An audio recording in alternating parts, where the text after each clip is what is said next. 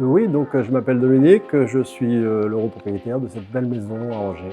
Le projet a duré un peu de temps parce qu'il s'est passé pendant la période Covid, donc on a eu le temps d'y réfléchir. Ça a été pour moi un très bon passage parce que je venais de séparer de mon entreprise, donc j'avais besoin d'occupation et une construction, un tel projet m'a bien occupé l'esprit pendant cette période.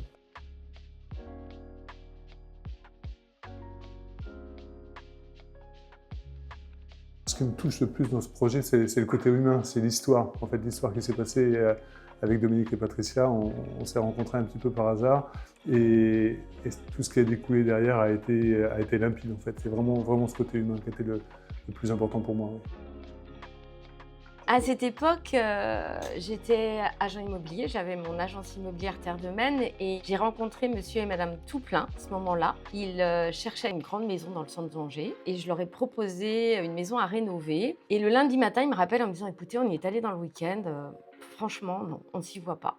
Donc là, à ce moment-là, j'avais en tête le projet de Logémen, puisque à l'époque, je vendais aussi des produits de Logémen. Et donc, du coup, j'ai dit, bah, écoutez, est-ce que vous seriez intéressé pour faire construire? C'est un terrain, il est magnifique, il est derrière le tribunal. Est-ce que vous voulez venir le voir? Et là, Madame Touplein me dit, on est ouvert à tout. Donc voilà, donc du coup, à ce moment-là, on organise la visite. Je leur donne rendez-vous sur le parking du tribunal et je les emmène. Il y avait un énorme portail. On passe le portail et là, ça a été vraiment une super découverte. Il y avait Stéphane Landman dans le fond qui nous attendait et à ce moment-là, ils ont regardé partout, ils se sont dit « mais c'est pas possible, là. Il est extraordinaire ce terrain ». Moi, je savais que c'était mort, je savais que ça serait ici. Et j'ai vu le regard j'ai vu ton regard et là, je me suis dit « ah, ça y est, on est fichu ». Et puis, à ce moment-là, je pense que la magie a opéré. Et j'ai laissé Stéphane parler du projet et l'aventure a commencé. Cette maison, pour moi, ça représente le savoir-faire de Logémen. Le savoir-faire de Logémen, c'est déjà écouter le besoin de ses clients et le retranscrire en fait sous forme d'un plan. Écouter les besoins, faire parler les gens, sachant que dans un couple, on n'a pas toujours les mêmes envies, on n'a pas toujours les mêmes besoins.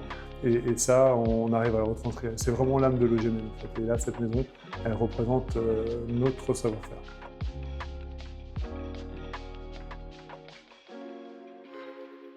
Le contact Logémen a été vraiment très fructueux. On s'est entendu dès le départ, il a bien écouté nos souhaits, il a vu qu'on avait des idées assez précises de ce qu'on voulait et on a réussi à chaque fois à avoir vraiment des choses cohérentes dans nos souhaits. Sur certains matériaux, on peut imaginer avec les accrotaires sur ce dossier et le bardage miroir, quand on teste de nouveaux matériaux, on essaie de pousser aussi un peu nos retranchements, on sort de notre zone de confort en quelque sorte. Ça permet de découvrir de nouveaux produits, d'avoir des nouveaux rendus et aussi de se questionner techniquement sur des habitudes de travail qu'on a et de remettre en question nos habitudes de travail. C'est un plaisir global de répondre à une demande client et également de challenger nos entreprises et nous challenger nous aussi sur des nouvelles contraintes techniques. Je pense que le beau, c'est souvent la simplicité et le plus dur, c'est de faire quelque chose de simple en fait.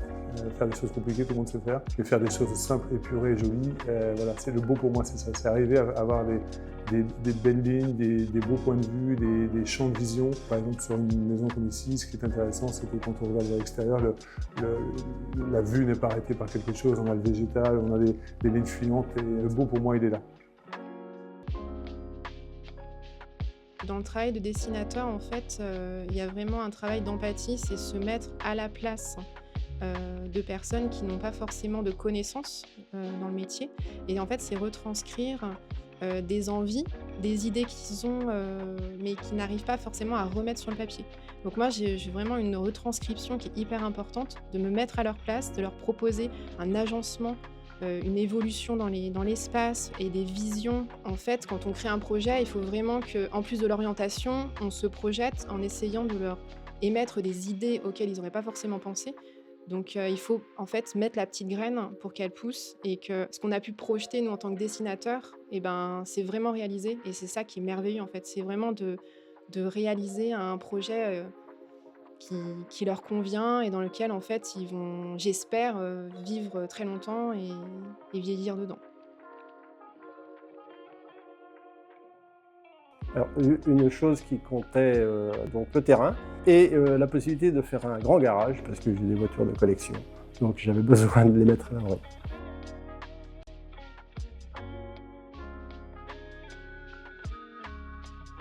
La première maquette qui a été réalisée, on avait en fait une construction beaucoup plus pragmatique et beaucoup plus carrée. Et quand j'ai rencontré les clients et au moment où on en a discuté, ils souhaitaient en fait avoir une construction beaucoup plus découpée et l'intégration aussi du mur en pierre qui à la base devait être supprimé, mais qu'on a conservé puisque c'était une demande de leur part et qui est vraiment pertinente parce que le mur est magnifique avec cette arche aussi, avec les briquettes qui est certainement une ancienne serre. Et ça, c'était vraiment très intéressant sur cette partie-là. Les gens qui arrivent chez nous, amis ou famille, ils sont toujours surpris quand on pousse le portail parce qu'on ne s'attend pas à trouver ce genre de maison ou ce genre de terrain derrière le portail. C'est vraiment une surprise et une belle surprise. C'est le bonheur caché. Ben oui, C'est vrai? c'est vrai. Ouais. Chez Logémen, on a pour habitude de faire fonctionner notre réseau d'artisans qui est pour certains un ancien réseau, avec plus de 20 ans d'ancienneté pour certaines entreprises. Et on sait aussi travailler avec des nouvelles entreprises qui sont ouvertes aux challenges et aux nouvelles expériences sur les chantiers, nouveaux matériaux ou autres. Je souhaite dire merci à tout le monde en fait. À nos clients en premier pour leur confiance. Ça c'est le premier point. Aux membres de l'équipe, je souhaite leur dire merci aussi parce que je pense à Charlotte qui a créé le projet avec moi, je pense à Maxime qui a suivi le chantier, et puis aux autres membres de l'équipe, parce que Logémen, c'est une équipe complète, hein, c'est pas une personne, c'est pas deux ou trois personnes, c'est une équipe complète. Tout le monde met une petite pierre à l'édifice, et donc je souhaite remercier tout le monde. Et puis aussi les différents artisans qui ont travaillé, parce que sans eux, on n'aurait pas cette maison-là. C'est vraiment un puzzle, c'est un assemblage de compétences qui nous permettent d'avoir un tel produit aujourd'hui.